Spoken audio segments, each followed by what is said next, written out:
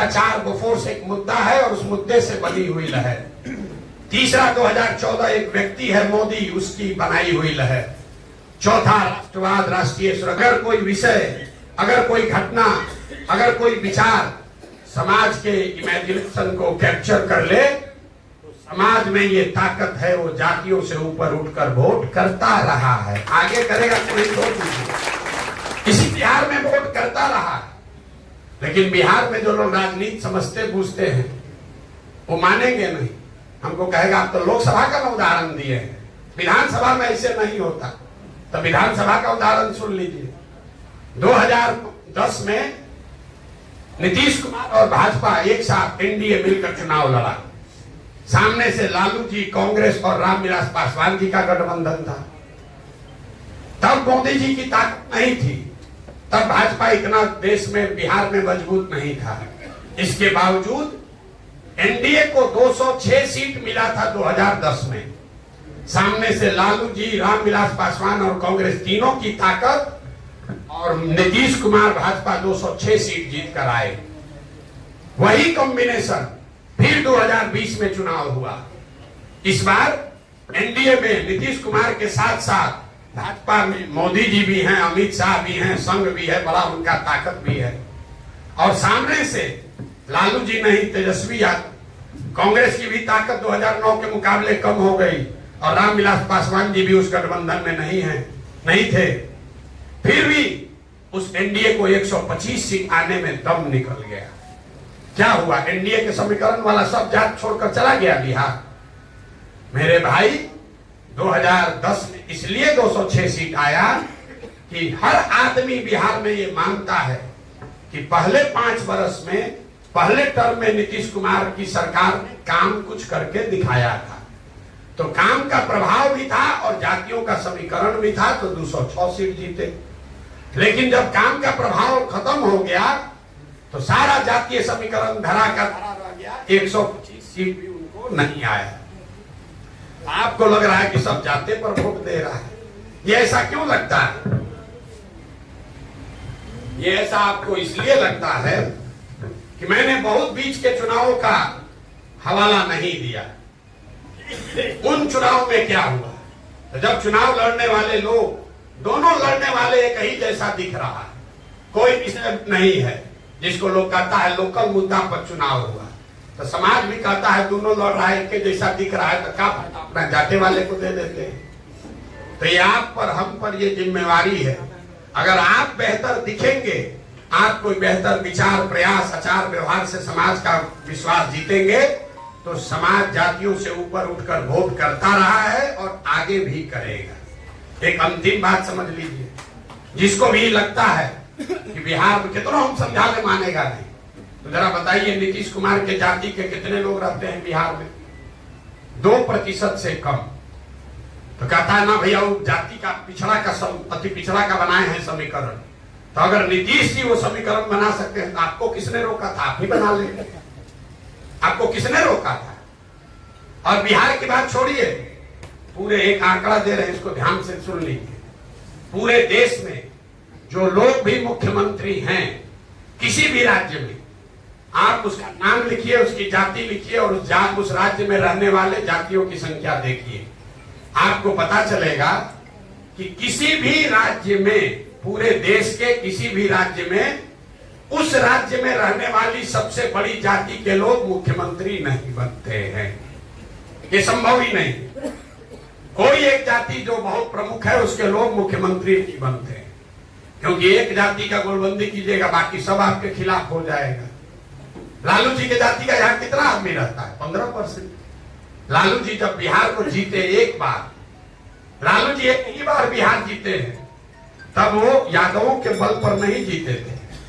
तब लालू जी गरीबों के नेता थे, फिर पिछड़ों के नेता हुए, फिर यादवों के नेता बन गए। अब आरजेडी के यादवों के नेता हैं, तो उनको 4 गो सीट आता है। जब वो गरीबों के नेता थे तो 53 एमपी जीत कर आए थे, और जब आप आरजेडी के यादवों के नेता रह गए तो आपको 2 गो 3 गो सीट भी नहीं आया है। सिर्फ जाति के आधार पर चुनाव नहीं जीता जा सकता है। जाति एक बहुत बड़ा फैक्टर है। जाति, लेकिन जाति एकमात्र फैक्टर नहीं है, इस बात को ध्यान में रखिए।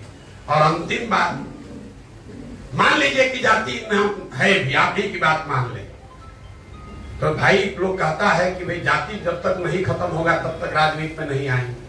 तो ना जाति कभी खत्म होगा ना कभी आप राजनीति में आइएगा, ना बाहुबल खत्म। जब सब चीज ठीक हो जाएगा तब आप राजनीति में आइएगा। मेरे भाई, राजनीतिक अगुवा जो है, जो राजनीति के जरिए समाज की अगुवाई करना चाहता है, उसको समाज की अच्छाई और बुराई दोनों को देखकर समझकर समायोजित करके ही नेतृत्व करना है। आप ये नहीं कह सकते हैं कि सब कुछ समाज में अच्छा हो जाएगा तब आप राजनीति में आइएगा। अगर सब कुछ अच्छे हो जाएगा तो आपके आने का जरूरत क्या है? जो अच्छा करेगा वही अच्छा है चलाने के लिए। जब सब अच्छा हो ही जाएगा तो आपके आने की जरूरत क्या है? तो ये फर्जी का भ्रम तीनों मत पालिए।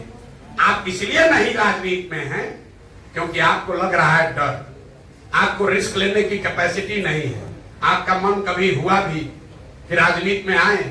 घरे गए, पत्नी को बताया, पत्नी ने कहा अरे बाप रे कहाँ फंस रहे हो, बाल बच्चा का अभी पढ़ाई लिखाई बाकी है, नौकरी सब बर्बाद हो जाएगा, सब कहाँ जा रहे हो? घर वाला घेर लिया, आप डर के मारे चुप हो गए। आप लोग यहाँ आए हैं हमको सुनने, अपना अपना पीठ थपथपा रहे हैं, प्रशांत किशोर बिहार बदलने का प्रयास कर रहे हैं इसलिए जा रहे हैं। मेरे भाई, आप हमारे 2 साल पैदल चलने को सुनकर नहीं आए, अपना पीठ मत थपथपाइए। हमारा जैसा कितना आदमी अगर 10 वर्ष भी पैदल चलेगा आप यहाँ नहीं आते। आप इसलिए आए हैं कि आप में से ज्यादातर लोग मेरे पीछे के 10 साल के काम को जानते हैं। यहाँ पर हमको कह रहा है कि अलग अलग पार्टी में आप काम किए हैं, कैसे आप पर भरोसा करें?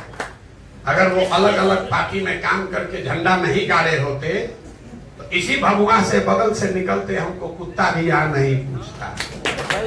आप इसलिए आए हैं कि आपको मालूम है कि आदमी को थोड़ी बहुत समझ है। हम पैदल चलते हैं, लोग बैठ के हंसता है, अरे घूम रहे हैं ना चलेगा, इस बार बहुत ठीक काम ले लिए, इस बार आपकी औकातें दिख जाएगा इनका। फिर कोई बगल में बैठा है उसको बताता है भाई प्रशांत किशोर है, बड़ा चालाक आदमी, अगर कर रहा है तो सोचिए कि कर रहा होगा। फिर घबराता है, अरे बाप रे 10 को सरकार बनाया है, तो सोचता है चलो कुछ नहीं बात सुन लेते हैं, चलो उधर गमछा बखाते हैं। पता चला कहीं कुछ नया बना दिया बिहार में तो हम पीछे ही छूट जाएंगे। हमको इतना पूर्वक मत पूछिए। आधा आदमी जो हमारे साथ जुड़ रहा है वो सब गमछा रखने वाला है अपने दल में, सोचता है भाजपा में तो है, जदयू में है, चलो प्रशांत किशोर से भी मिल लेते हैं। हमको कहता भैया पूरा ताकत से आपके साथ है, पूरा ताकत से आपके साथ है। हमको मालूम है वो खाली गमछा रखने आया, उसको मालूम है बहुत कि कहीं कुछ बना दिया तो सब राजनीतिक कैरियर खत्म हो जाएगा, तो इससे बढ़िया है गमछा डाल आते हैं। आना तो अपने यहाँ तो है, ये इतना सीधा आप भी नहीं है रे भाई, इतना सीधा बिहार की जनता भी नहीं है। इतना सीधा करते तो यही दुर्दशा होता है। यहाँ बिना 500 रुपया लिए वोट नहीं देता है। अपने जात वाले को भी वोट देना है तो मुर्गा भात का तो जुगाड़ करिए देता है, हो जाए तभी चलेंगे वोट देना। अभी जीत जब आदमी नेता जीत करा के पैसा लेता है, कहता है बड़ा भ्रष्टाचार है। अरे बाप रे बाप, बड़ा भ्रष्टाचार है। 500 रुपया लेके वोट दीजिएगा, आपका मुखिया विधायक चोर नहीं होगा तो हरिश्चंद्र होगा। इतना होशियार अपने को बुझ रहे हैं। 500 रुपये आप लीजिएगा, मुर्गो भात आप खाइएगा, तो ईमानदार आप ही खाइएगा, सब काम नहीं होगा। अगर ईमानदार नेता चाहिए तो आपको भी ईमानदार होना पड़ेगा, इसलिए ये प्रयास कर रहे हैं। और आप बहुत सारा सवाल पूछे, किसान के लिए क्या कीजिएगा, पढ़ाई के लिए क्या कीजिएगा, पलायन के लिए क्या कीजिएगा।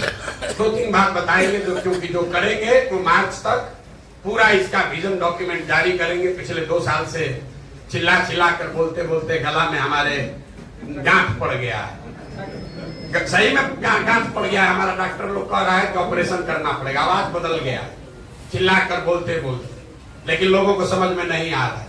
तो जब क्या करेंगे, इसका क्या विजन है, कैसे बिहार को सुधारेंगे, एक पूरे बिहार का नहीं, 8,500 पंचायत का अलग अलग 10 वर्ष का योजना बनाकर जारी करेंगे।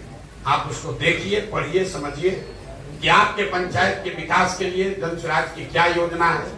ठीक लगेगा तब जुड़िएगा, लेकिन आपको तो पढ़ने से मतलब है नहीं। आप तो व्हाट्सएप पर देखे, अब बस निर्णय कर लिए।